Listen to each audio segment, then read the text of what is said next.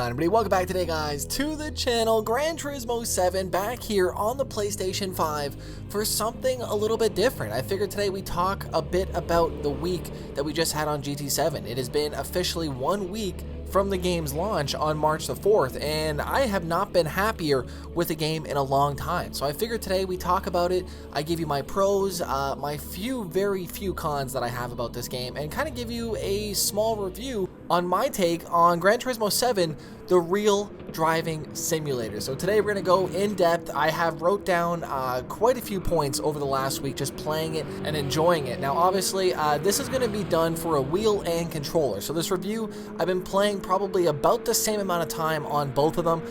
Probably the controller a little bit more, and that's just because of the fact that I've been trying to get ahead, progressing a little bit more at night, just doing races while I'm on the phone, things like that, and just trying to move ahead on the game, because this is for the first time we're kind of going back to the building blocks of what made these games great, and that is progression and basically starting with nothing and working your way up. GT has always done a great job at that, and they've came out with another masterpiece of a game. Like I said, I wrote down about maybe 20 things that I really enjoyed about GT7 over this last week. Definitely encourage you guys to add to the list down in the comment section down below. Before we start the list though, dad joke of the day from yesterday's episode, Lewis Wayne TV, and he goes, dad joke, I was scared of a speed bump, but then I got over it, right? Okay, leave your dad jokes down below. Huge thank you for everyone watching for today, and of course don't forget to slap that like button. Alright, we're starting the list off with something pretty simple, but I think it's probably one of the coolest things that I think a game has done in a long time. And maybe you haven't even noticed it because you've been playing with the music on, but after you're done basically every race, you have that kind of loading screen where your guy's sitting there, and if you let it just sit there, you can hear the background of an engine just tinging after it's been shut down. And it's probably one of the most kind of just weirdest, most relaxing thing that you can just ever hear on a menu, I feel like. Also maybe the most simplest, right? You don't have to go over the top, just a simple sound effect of a car ting. It works for me. I personally love it. Perfect touch for Gran Turismo 7. Second thing that I really enjoyed about this was the smoke around the tires. Now, of course, no doubt, GT has always had great smoke effects. Now, what I'm talking about is the fact that you can see, that last wheel peeling, and you can see that, that little cloud of smoke just trailing off. I thought it was probably one of the coolest little things that they added into the game, just that extra little bit of realism. I definitely enjoyed it, and it just, it was just something new. It was different, and the fact that we are still seeing new things being developed on a game that's now 25 years old is very impressive. And they just keep going outside of the box and adding in just little bits and things that people just enjoy. And I'm not even going to be talking about any of the Easter eggs on this game because I haven't found any of them, but we will be going in to as many Easter eggs as I can find. If you guys have found any, leave it in the comment section down below for another episode. But yeah, I definitely do enjoy that tire smoke, including the drifting. I think the smoke in general just looks great. It is maybe a little bit too puffy at some times, especially in the third person angles, but right, I mean, that's okay though, right? You can't complain and want it at the same time. So, right, I mean, that's cool. Another thing that I really enjoyed, and something, again, it's small, but it's the perfect little details that we needed for a new game like GT7, was the new camera angles. When you're in the replays, you can actually see they've mounted the camera right about the side window, almost by that pillar area, and you can see the driver actually shifting into the gears as you're driving. And I'm not just saying you can see him go up and down like a sequential gearbox.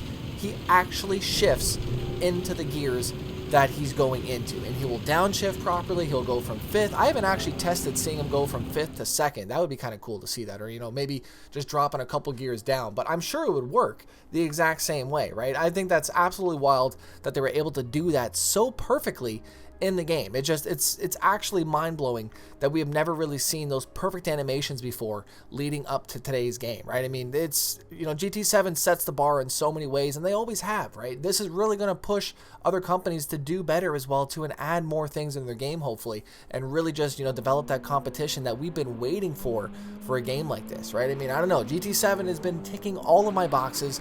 Let me know down below. Now, if you guys are playing on the PS5 and have got to use the PS5 triggers, you'll know how good and fun this game was. Now, I got this run actually the other night. I was playing on the controller and I ended up flipping this Lancer, but it's crazy just how good the controller does feel on the PlayStation 5. I have played it on the PS4 as well too. We're going to talk a little bit about that later, but the PS5 adaptive triggers are next level. They are very much a game changer, and I really look forward to playing GT7 for the next year with the controller as well as the wheel. So if you guys are, on the fence, should I get GT7? I only have a controller.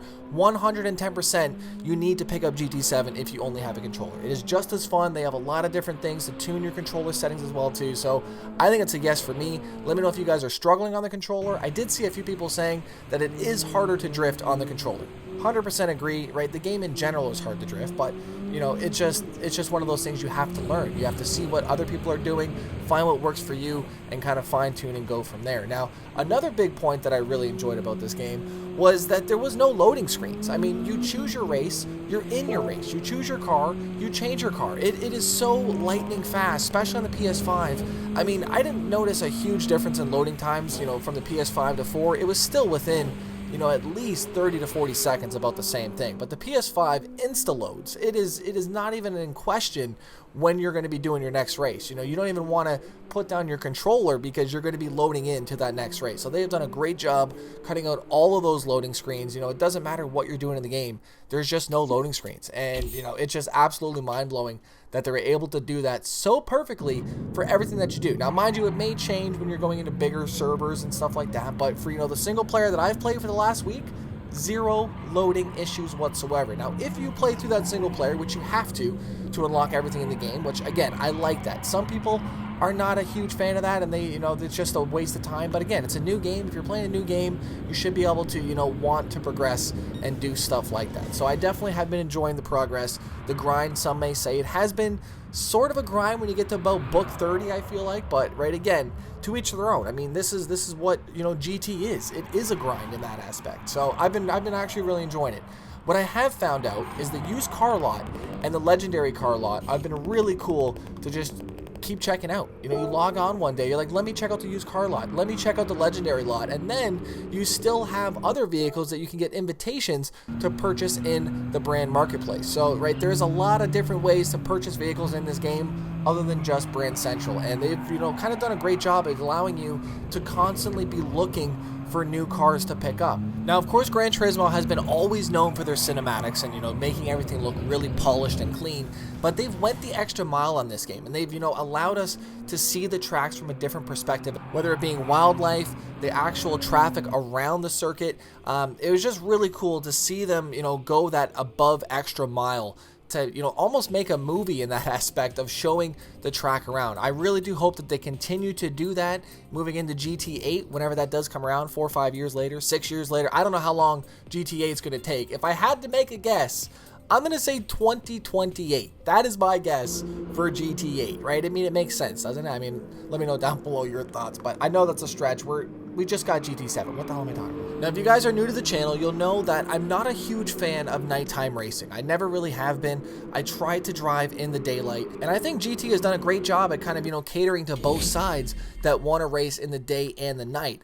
You can essentially see the sun go down and have a full nighttime setting in one race. In a matter of 3 laps, you can see all that go down. And I think it's really cool to see that time progression happen. You can also see the rain effects happen as well, too, which they've done a fantastic job on the rain this year as well. It can actually take you by surprise if you're not paying attention on the track, because one lap you're going, it's not that bad, it's a little bit slippery, and then the next time around, you're spinning out because you can't really hold the corner at the same speed. So it really does take you by surprise with the rain, and I've been really enjoying the nighttime racing, and I've been enjoying the rain racing for the first time in a long time because of that aspect. It changes as you're racing, and it changes quite fast, which I thought was really cool, especially for those shorter styled races. Now, one other thing I really did like was the fact that, everything that you do in your upgrade system will actually affect the car in the game. Now, not just obviously performance-wise, but also cosmetic. And, we've seen that with the exhaust tips. If you put on the racing tip, maybe even, the sport tip, it will change the physical appearance on the car in the game. And I thought that was one of the coolest things that they could have ever done on here. Obviously, there's more things to be found out about, all the customization and the upgrades and what does what. But I think, first and foremost, the things that we've found out so far are really cool. And obviously, you know, with that, the anti-lag system is just as impressive this year. I don't think I've seen a game do it this good for a long time. And obviously, you know, we found out small things like you have to have the car warmed up in order for it to actually have the maximum flame possible on the car too. It's just small things that GT7 does that you just don't know until you play the game. They don't tell you everything from face value, and you just have to find out as you play. And that, right, I mean, like I said, it's Gran Turismo. That is what we, you know, grew up with on this game. Obviously not as many features, but at the time it worked, and it worked very well. And they took all of those things that made all those, you know, previous Gran Turismo so good, and they just made it into one gigantic machine. And you know, GT7, this game cannot be stopped right now. It is absolutely insane. You know, they've done, you know, new things as well too, but keeping the old style. We have, you know, the brand new ticket rotation system where you can get engine parts in there too. You can actually get engine swaps and cash and cars again. So I like the fact that they changed it up. Instead of just having, you know, the 4 cars rotate, there's a lot of other things in there to win, and it just, you know, it adds into that different level of variety to do on the game, and it doesn't make it stale at all, I feel like. And it also makes parts more rare than just buying them off the shelf. Now, of course, not just for us, but I've also noticed that AI cars are also equipped with cosmetic upgrades. So I thought that was really cool to see cars with body kits that are actually the AIs racing with you and not just finding them online. Because sometimes, you know, you see the games, they won't really put any effort into the actual AI cars.